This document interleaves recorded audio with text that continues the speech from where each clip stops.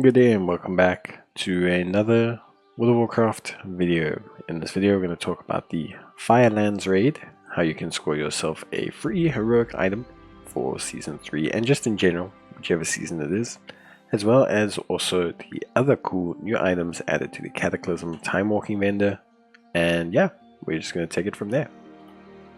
So Cataclysm Timewalking will reflect in your calendar. So you can see here, we have time walking dungeon event begins.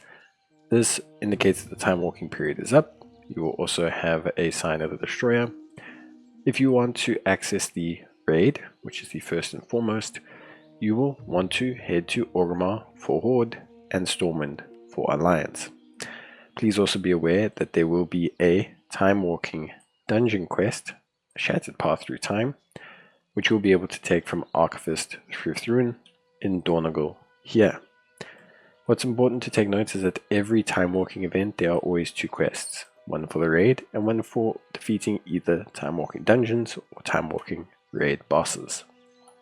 For the Alliance, the time walking raid quest and the vendor will be located here by the Cataclysm portals. You can take the quest from Vormu, Disturbance Detected Firelands. You may accept that quest and you will find the vendor over here, which is pretty cool, Kiatake.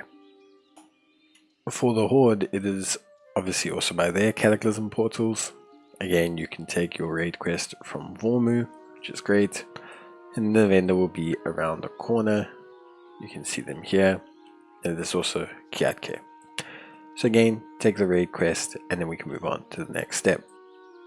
Once you have taken the raid quest, you have two routes you can go with this. First, press I, open up your group finder, go pre-made groups, and go to Raid Legacy. You will find a whole bunch of offers for TW Skip. So this is Time Walking Skip.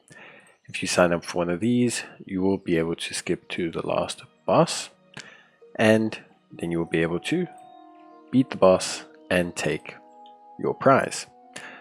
This is if you just want to do the last boss to finish the quest. This will be just the raid quest. You won't get as many time walking medals. You also won't get an opportunity to explore the raid.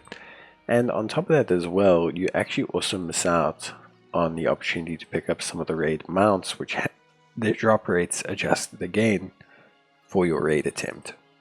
Plus, if you're doing a Shattered Path Through Time, you might as well do the raid.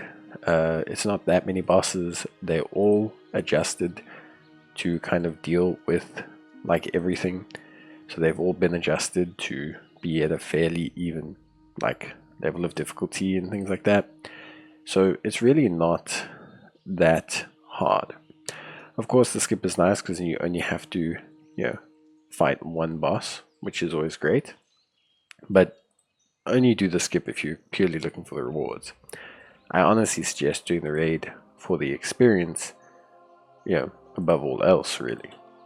Once your raid party is ready, you can speak to Vormu to enter the raid. Now, if you are not the raid leader, you will not be able to do so, so you'll just have to wait until everyone is ready and then you can enter.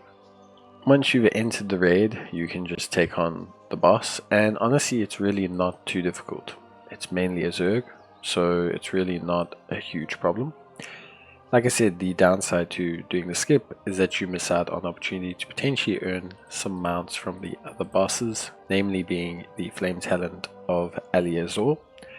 However, you will still have a chance for the Smoldering Egg of Milligazor to drop from Ragnaros himself. Good luck on your raid, obviously depending on whether you're doing the full or the skip. Once you've beaten them, we'll go collect rewards and check out the time vendor. Once you have defeated the Ragnaros, you will automatically complete your quest. Then you can open up the cache, maybe hopefully get something really good. And then obviously you'll want to head back to the vendor so that you can claim your rewards. This is as simple as clicking Leave Instance Group.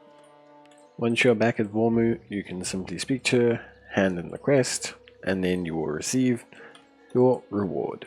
Obviously you can open it and hopefully get something pretty good, or in my case, exactly the same, but that's alright. Next we'll talk about the updated Time Walking vendor rewards. So as mentioned, there are two great raid mounts that you can get. You can obviously pick up the really cool mounts from the Firelands Raid. So Azlazor can drop the Flame Talon mount, Ragnaros can drop the Smoldering Egg. But there's actually been an update to the Timewalking vendor rewards with some really cool new Transmog that's been added in. So we have the Broodling of Sinastra, which is a nice little Drake mount. But then what we really have, which I think is really cool, it's just been added in, is the Time Lost Worldbreaker. A really, really, really nice two-handed mace weapon. You can see it here, it's got some lovely effects. Very, very, very Sauron from Lord of the Rings. And I think a lot of players will really, really want to get it.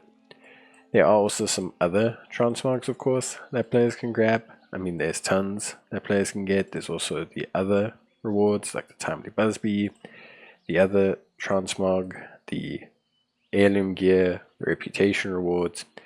But really, I wanted to highlight the incredibly cool Time Lost Worldbreaker, because I'm definitely going to be buying that, because it's going to complete my Death Knight Sauron look, and that's all I care about. But that's it from me. I hope you enjoyed the video. Let me know if you need any more help, and I'll see you in the next one. Till then, take care and bye.